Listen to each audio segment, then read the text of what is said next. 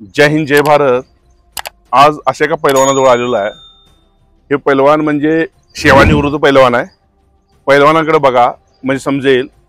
हे पैलवान महानगरपालिकेतून मुंबई, कलकत्ता, कोल्हापूर, इकडे बेंगलोर वगैरे, सातारा वगैरे भरपूर ठिकाणी कुस्त्या केलेल्या आहेत आणि महानगरपालिकेतून चॅम्पियन, ऑल इंडिया चॅम्पियन आहेत।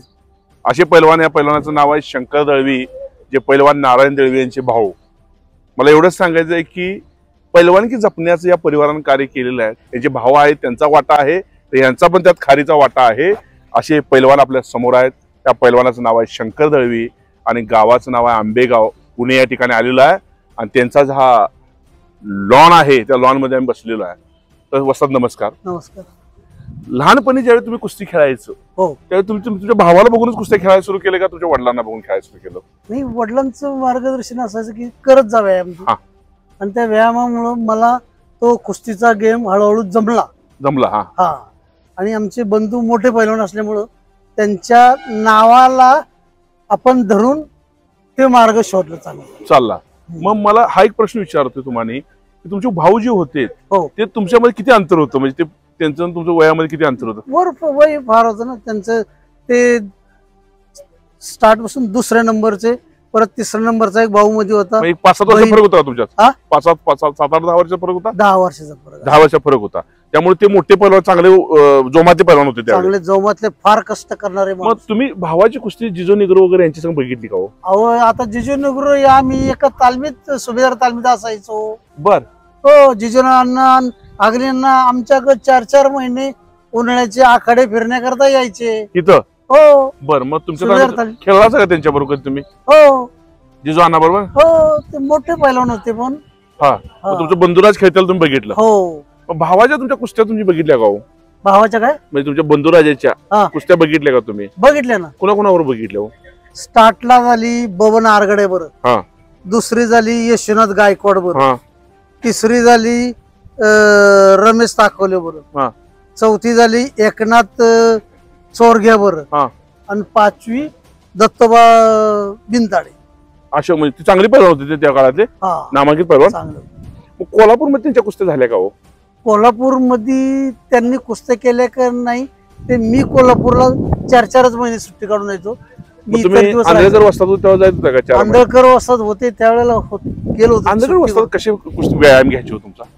सुंदर होते, आणि व्यायाम कसं मार्गदर्शन चांगले करायचे ते, मोठ्या पैलवानला बी करायचे, आणि नंतर मग कधीतरी आम्हाला बी थोडं इकडे तिकडे करण्याकरता घ्यायचे। म्हणजे महानगरपालिकेत तुमच्या कोणाकोणाबरोबर झाले कुस्त्या? आता ते दिल्लीवाले 2-2, 4-4 राऊंड पडायचे ना। दिल्लीवाले खेळाय कुस्ती तुम्ही? हो, 2-2, 4-4 राऊंड पडायचे। वजनावले गट, स्टार्टला माझी दिल्ली 2 कुस्त्या झाल्या हैदराबाद, आणि नंतर दिल्लीवाल्या बरोबर फायनल आली। बर, मुंबईला नायगाव पोलीस ठाण्याच्या तिथं।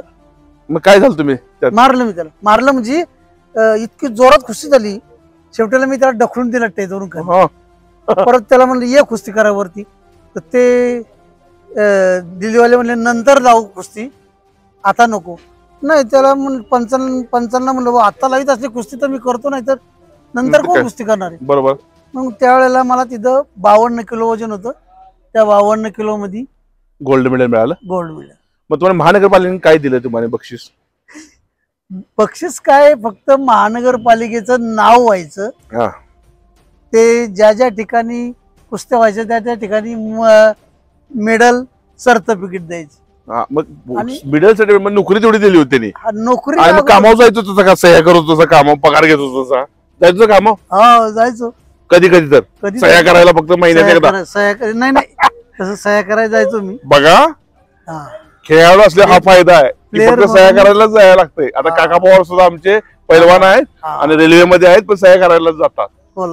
हा अपमान नाही, काहीतरी मिळवावं लागतंय। अर्जुन अवॉर्ड काका पवार आहेत, बरोबर आहे। सांगा, त्यावेळी व्यायाम केल्यामुळे तुमच्या शरीराला आता थोडासा हे होतं का या वयामध्ये? आता रिटायर झालाय तरी सुद्धा तुम्हाला असं मजबूत वाटते का? करतो ना व्यायाम, आता पण सुद्धा चालतंय, रोज चालणं, पीटी करतो रोज आता। हो, 2 किलोमीटर करत जाऊ नका, तर पाय बी मोड बिड। 2 किलोमीटर जाणे, 2 किलोमीटर येणे, आणि थोडी पीटी करणे, बस।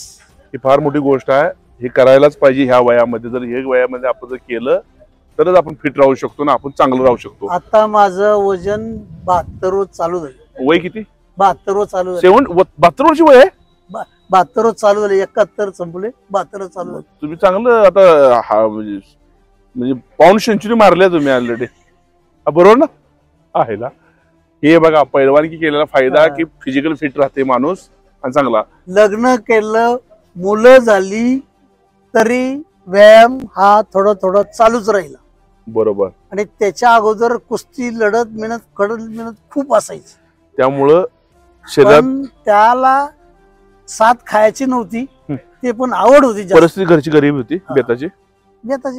भावांसोबत तुमच्या नारायण दळवी जी होते त्यांनी सुद्धा अशा कष्टातूनच हे केलं. ते सुद्धा गरीबच होते, पण एक त्यांना लोक सहकार्य करायचे की चांगला प्लेअर म्हणून त्याला मदत द्यायचे, पैसे द्यायचे, काही खायला खुराक आमक तमक द्यायची. क्या बात. त्यामुळं म्हणजे दानदार लोक होती पहिली. होती. क्या बात आहे, क्या बात आहे. म्हणजे ह्या गोष्टी तुम्ही लक्षात ठेवल्या, त्याच्या मुलांनी सुद्धा लक्षात ठेवलं, तुम्ही सुद्धा लक्षात ठेवल्यात. ही फार मोठी गोष्ट आहे. माणूस मोठा झाला की विसरून जातो की मला मागे काय झालं, माझ्या नशिबाने मिळालं म्हणतोय. एक काळ आठाण्याला मुश्किल होती, आठाणे मिळायला मुश्किल होतं विषय. आणि आज तुम्ही करोडो लाखोत खेळता.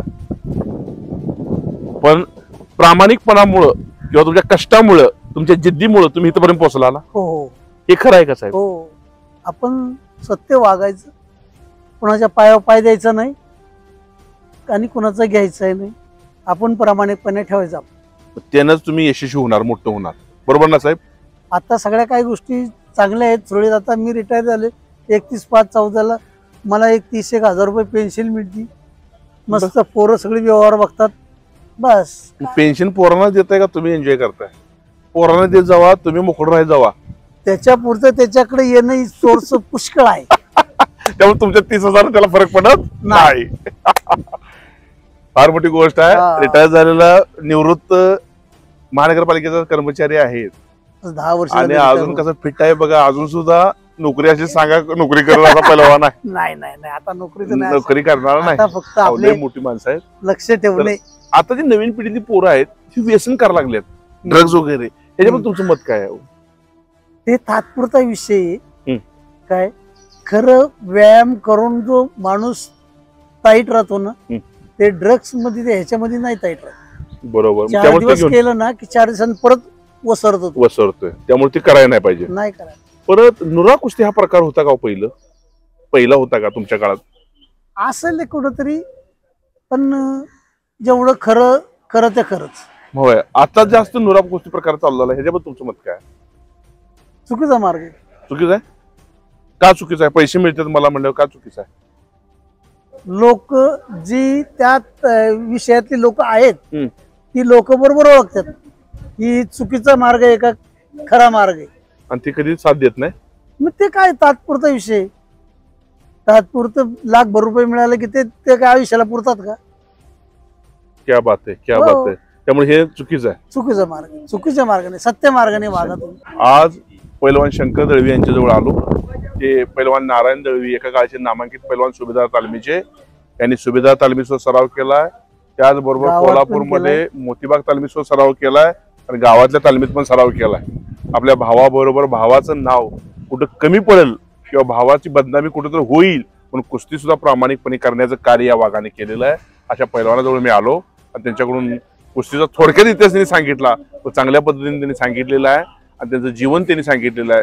ही माणसं दुर्मिळ आहेत, ही माणसं कमी बोलतायत किंवा नोकरी करून आलेत, ही माणसं दुर्मिळ आहेत, त्यांना ओळखायला शिका. हीच माणसं येणाऱ्या काळात आदर्श होणार आहेत आणि हीच माणसं आयुष्याला तुम्हाला ऊर्जा देण्यासाठी कामाला येणार आहेत. अशा माणसांची खरंच पूजा करणं सुद्धा गरजेचं असं मला वाटतंय. तर अशा महान व्यक्तीजवळ मी आलो, त्यांनी कुस्तीचा इतिहास सांगितला, त्याबद्दल आभार मानतो. नमस्कार. नमस्कार.